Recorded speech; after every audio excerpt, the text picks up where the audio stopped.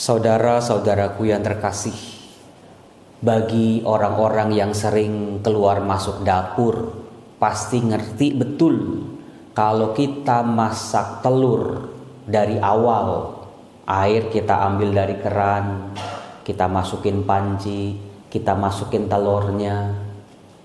Di menit-menit pertama pasti tidak ada apa-apa, tidak ada reaksi apa-apa karena airnya belum panas.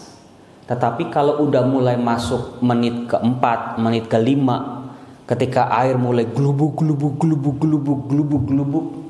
kita bisa lihat telurnya guncang. Demikian juga kalau ibu-ibu misalnya masak ikan, ketika minyaknya belum panas, masukin ikan sebanyak apapun, gak ada reaksinya. Tetapi ketika minyaknya mulai panas, ikannya akan meletup, bahkan minyaknya akan muncrat. Saudara-saudara yang terkasih, kita juga demikian. Kalau kita naik mobil dari Jakarta ke Surabaya, naik bis besar bareng-bareng serombongan, AC-nya mati, di luar panas, kita cenderung untuk tidak bisa menikmati perjalanan. Atau juga karena lapar. Kalau udah panas, lapar, orang biasanya mudah tersulut emosi.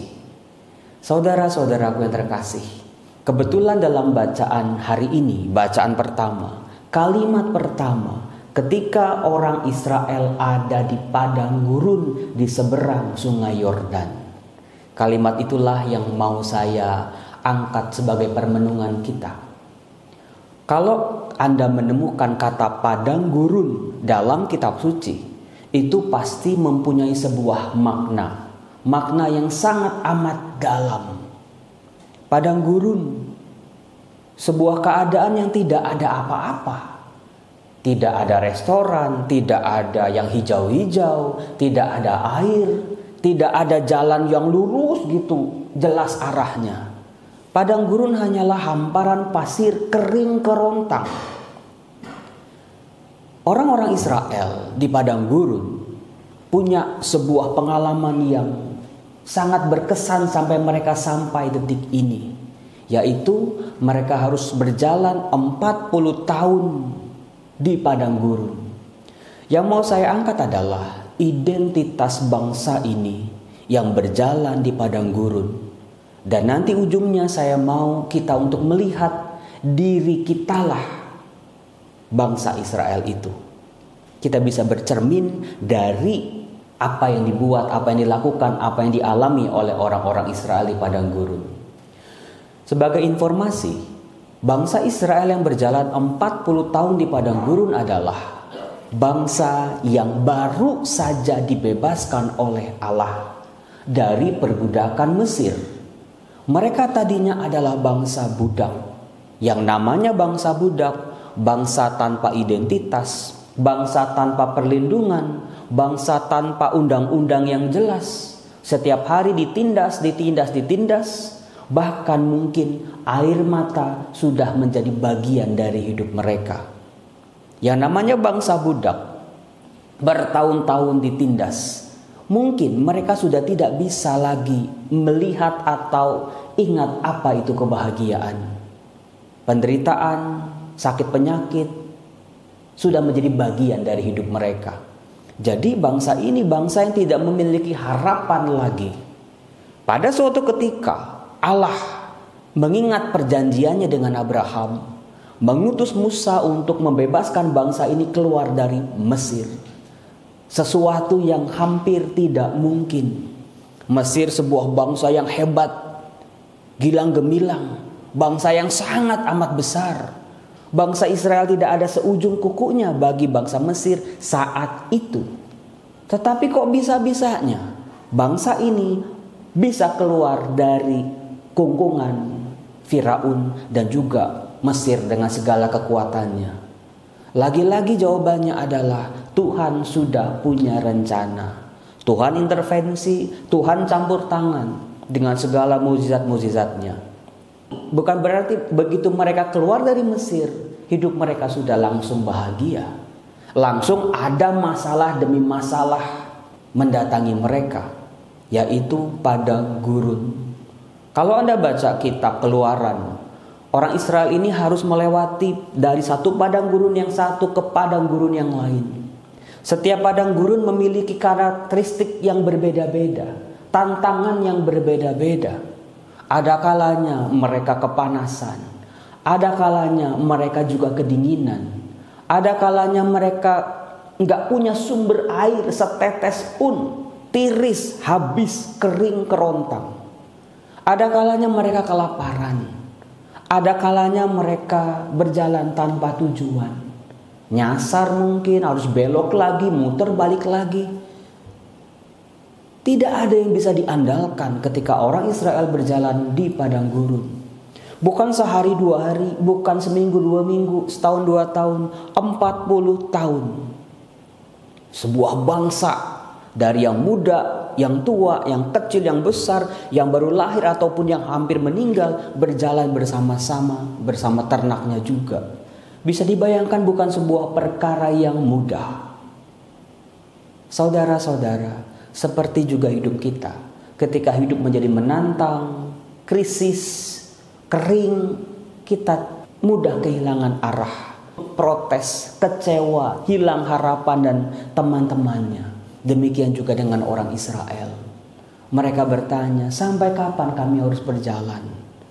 Ketika makanan susah didapat, minuman susah didapat, mereka juga berteriak, kenapa Tuhan menyelamatkan kami kalau harus mati di padang gurun ini?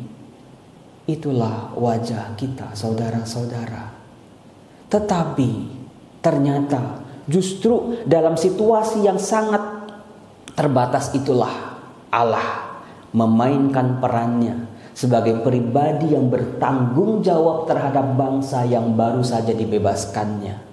Apapun yang dibutuhkan oleh Israel di padang gurun, Allah menyediakannya. Dan Allah bukan pribadi yang gampang marah. Meskipun orang Israel berkeluh kesah terus-menerus, protes terus-menerus, menyesal terus-menerus, dan memberontak dalam ketidaksetiaan mereka. Allah tidak mudah marah. Justru di padang gurun inilah orang-orang Israel menemukan aneka macam wajah Allah. Yang pertama, Allah yang Maha Pengampun. Yang kedua, Allah yang memberikan perjanjian kepada bangsa ini.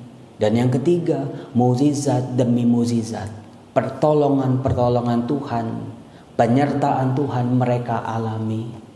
Tetapi saudara-saudara, sebagaimana kita tahu, ternyata tidak semua orang Israel lolos dalam masa ini. Orang-orang yang setia, orang-orang yang tidak kehilangan harapan pada Tuhan, akhirnya bisa melewati padang gurun kehidupan ini. Tetapi mereka yang berkeluh kesah, mereka yang jatuh dalam ketidaksetiaan, terpaksa harus mati di padang gurun. Saudara-saudara, kalau saya mau menyebut, Anda juga silakan menyebut di rumah masing-masing. Padang gurun kehidupan yang seperti apa yang sedang kita hadapi ini. Bisa jadi sakit penyakit, keluarga yang sakit. Merawat orang sakit itu sungguh tidak mudah. Kadang-kadang kita nangis air mata, Tuhan. Di satu sisi kita gak tega, orang yang kita sayangi ini sakit. Tapi di sisi lain juga keterbatasan ekonomi juga menjadi hal yang menentukan juga. Belum lagi pendapatan atau penghasilan yang berkurang, bahkan sampai 0. Kita bingung besok mau makan apa. Kita bingung besok bayar kontrakan pakai apa. Kita bingung besok bayar cicilan pakai apa. Bayar anak sekolah pakai apa. Bingung. Belum lagi ditambah dengan bumbu-bumbu rumah tangga. Memang pedas itu enak, tetapi kalau kebanyakan bumbu menjadi tidak enak. Tidak bisa dinikmati lagi. Saudara-saudara, masing-masing dari kita, saya maupun Anda, kaum berjubah ataupun kaum awam, kita sekarang ini sedang melewati padang gurun kehidupan. Orang Israel tidak menyerah. Mereka tidak berhenti berjalan di padang gurun. Maka kita pun mengeluh boleh, nangis boleh, kecewa boleh, tapi jangan berhenti di situ. Jalan terus, lewati terus padang gurun ini. Kalau kita berhenti, kalau kita menyerah, kita akan mati. Nah, saudara-saudaraku yang terkasih, bukan sebuah kebetulan Tuhan Yesus sudah melewati pencobaan di padang gurun dan Yesus berhasil. Maka kalau kita mau melewati padang gurun kita, belajarlah dari orang yang sudah melewati krisis-krisis itu di padang gurun. Hari ini dalam Injil Tuhan Yesus mengajarkan kepada kita bahwa sebagai pengikutnya kita harus memiliki semangat yang lebih. Artinya kalau hidup kita ya normal-normal aja, biasa-biasa aja, baik-baik begitu-begitu aja, mungkin kita gak lewat padang gurun kehidupan kita. Tapi Yesus mengajarkan kita harus memiliki semangat yang lebih daripada orang-orang lain. Kasih kita harus lebih unggul, kebaikan kita harus lebih unggul, salam kita harus lebih unggul, dan lain seterusnya. Saudara-saudara, mari kita hening sejenak. Sadari, bayangkan kita ada di tengah-tengah padang gurun kehidupan kita. Kita tidak tahu harus melangkah kemana. Letih, lelah, putus asa. Dan temuilah Tuhan hadir di sana. Pegang tangannya, berjalan bersama kita. Tuhan Yesus, bantu aku melewati padang gurun kehidupanku sampai akhir tujuan hidupku.